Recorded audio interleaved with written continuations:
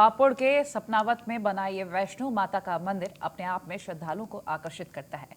वैष्णो मंदिर में जम्मू की तर्ज पर ही वैष्णो मंदिर की गुफा भी बनाई गई है, जो कि इस मंदिर का मुख्य आकर्षण का केंद्र है। वैष्णो मंदिर कटरा माता की जोत को लेकर इस मंदिर में रखा गया है। आसपास के ग्रामीण तो हर रोज मंदिर में माता के दर्शन के लिए आते ही हैं। वहीं छुट्टी के दिन दिल्ली, एनसीआर और आसपास के जनपदों से भी श्रद्धालु मंदिर में दर्शन के लिए आते हैं। हालांकि कोरोना को देखते हुए मंदिर कमेटी भारत सरकार की गाइडलाइन का पालन कर रही है।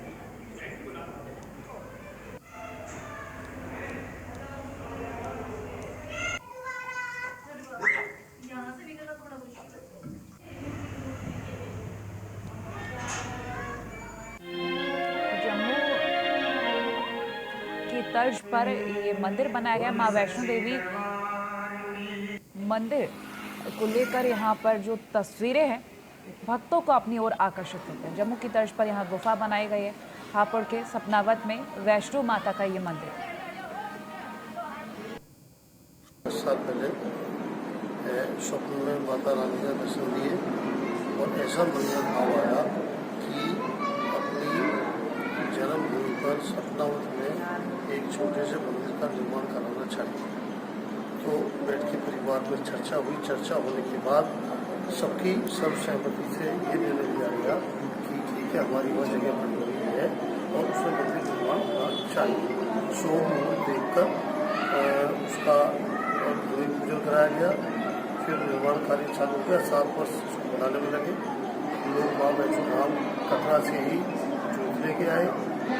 उसके बाद सब जागरण करने के बाद सब पूरा उसी विधि विधान के साथ यहाँ पूजा अर्चना उनके डेली हवन होता है।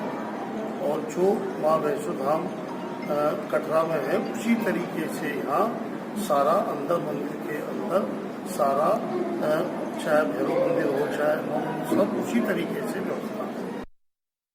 मैं Vijay Sharma news one India में आपका स्वागत करता हूँ। मैं संजीव कुमार गुप्ता, चेयरमैन माँ वैष्णो धाम। आज हमारे बीच में माँ वैष्णो देवी धाम के संस्थापक संजीव गुप्ता जी जो मौजूद है, जिन्होंने उत्तर प्रदेश में पहला ऐसे मंदिर का निर्माण किया है जो अपने आप में एक अद्भुत है। आज हमसे उनसे पूछते हैं कि इस मंदिर का निर्माण कब और कैसे हुआ।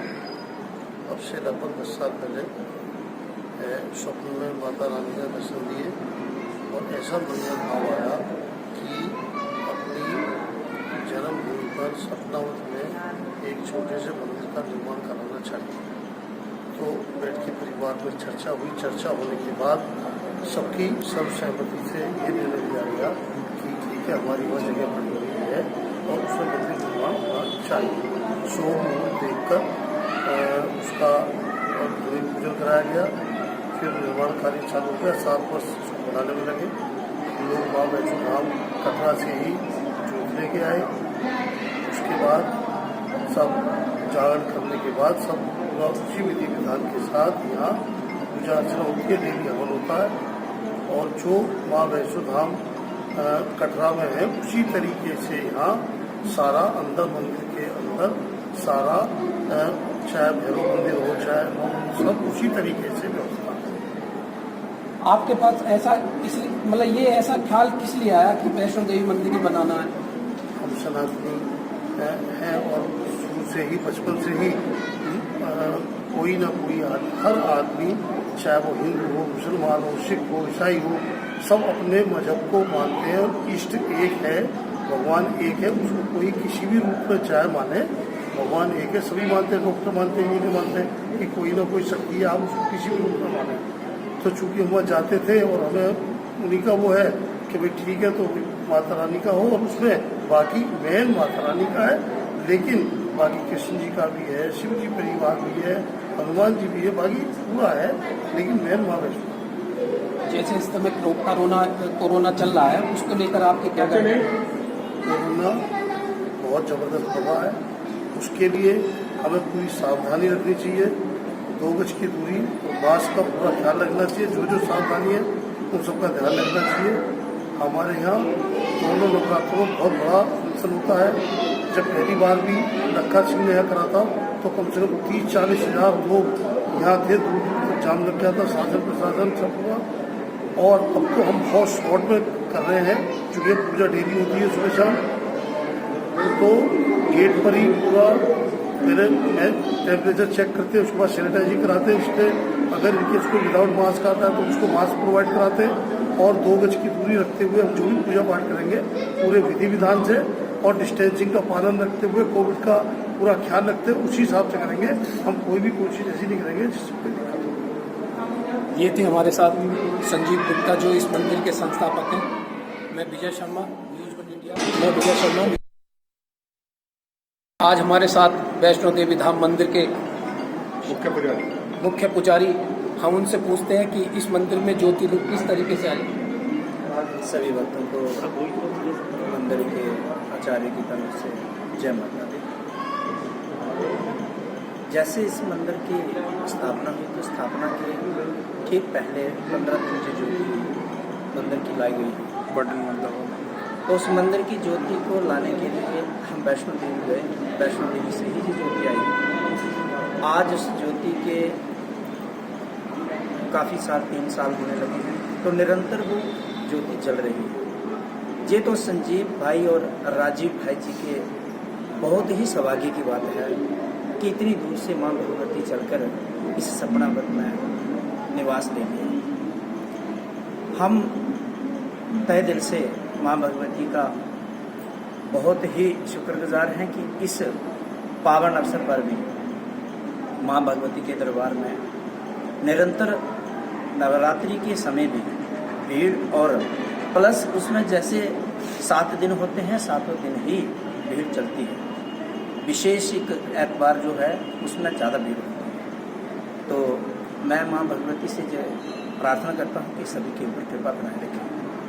मैं जी, आप इस मंदिर में कब से सेवा दे रहे हैं, कितने समय हो गया आपको? जिस दिन इसकी स्थापना हुई, हम ही ने इसकी स्थापना करवाई थी, तो उस दिन से लेके आज तक इसी मंदिर में सेवा दे रहे हैं। करीब कितना समय हो गया? 3 साल। 3 साल। आप रहने वाले कहाँ के हैं? हम जम्मू से। आपका शुभ नाम? श्याम वशिष्ठ। ये थे हमारे साथ मुख्य पुजारी जो वैष्णो देवी धाम मंदिर के थे। आइए हम बात करते हैं एक और पुजारी जो बरेली से आए हुए हैं। पुजारी, पहले अपना नाम बताइए आप। सभी को जय माता की। मेरा नाम पंडित हरगंग गौर महाराज है। अच्छा, आप कब से हैं यहाँ? आज जो आए, आज का पर्पज क्या है? हम यहाँ पर माँ भगवती ज्वाला जी का पावन ज्योति का जागरण करेंगे, और जिस प्रकार से कि हमें भी विदित है कि पिछले काफ़ी वर्षों से हम अपने भाई संजीव गुप्ता जी से जुड़े हुए हैं। ये जागरण अन्य जगह भी होते रहते हैं। माता रानी की सेवा का अवसर हमें प्राप्त होता है, और आज मेरा बहुत बड़ा सौभाग्य है कि मैं अपनी पूरी टीम के साथ आज माता रानी के चरणों में यहाँ पर मुझे माँ भगवती ज्वाला जी का ये पावन ज्योति करने का अवसर प्राप्त हुआ है। और मैं चाहता हूँ कि माता रानी की दया हम सभी भक्तों पर बनी रहे, क्योंकि कोरोना इस समय इस प्रकार से फैला हुआ है।